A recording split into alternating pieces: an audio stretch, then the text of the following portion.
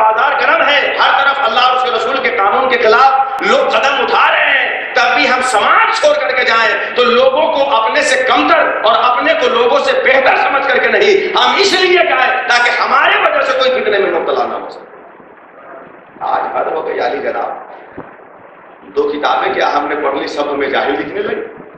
2 وقت کی نماز ہم نے کیا پڑھ لیا سب ہمیں غافل دکھنے لگے۔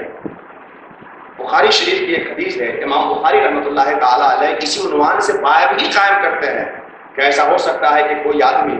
لوگوں کے بیچ ایسا کام کر رہا ہو جس سے اس کو جنت میں جانا چاہیے تھا مگر اس کا نتیجہ جہنم ہو، اور ایسا بھی ہو سکتا ہے کہ لوگوں کے بیچ وہ جہنم میں جانے والے کا کام کر رہا ہو لیکن رزلٹ اور آخر میں کوئی ایسا عمل کر جائے جس سے اللہ تعالیٰ اسے جنت میں داخل کرے۔ رزلٹ تو ابتدا سے لے کر انتہا تک ساری چیزوں کو نظر رکھتے ہوئے مرتب کیا جائے گا۔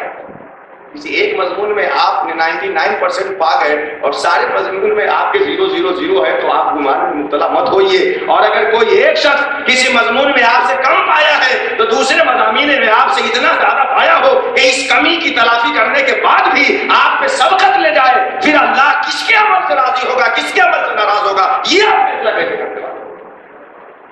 یہاں تو حد ہو گئی جناب، نہ ہم جیسا کوئی عالم رہا دنیا میں، نہ ہم جیسا کوئی عابد رہا، نہ ہم جیسا کوئی اللہ کو ماننے والا رہا۔ دنیا کے سارے لوگ ہمارے سامنے اس قدر کمتر ہو گئے کہ ان کی بات میں تعویل کی گنجائش ہمیں نظر نہیں آتی، ان کی حقیقت میں مجاز کا دروازہ ہمیں نہیں دکھتا، ان کے مشترک الفاظ میں کسی صحیح معنی کی تعویل کا قرینہ ہمیں نہیں ملتا۔ اگر آپ کا علم وہ مشترک میں تعویل کا قرینہ نہیں دکھا رہا ہے، حقیقت میں مجاز کا دروازہ نہیں دکھا رہا ہے، تو اس علم کو آگ لگا کر کے جاہل کر دیں۔ بلا وجہ کسی کی ذات کو مدفون کرنے کے بجائے حقیقت پہ کام لیجئے، ثبوت سے کام لیجئے، تفتیش سے کام لیجئے، کیونکہ اللہ تبارک و تعالیٰ ایمان کامل اور جان و مال سے اللہ کو منانے کی کوشش کرنے والے ہی کو جنت میں داخل کرے گا، جہنم سے نجات دے گا، ورنہ ایسے لوگ جو نہیں ہوں گے بالآخر انہیں جہنم میں جانا ہی پڑے گا۔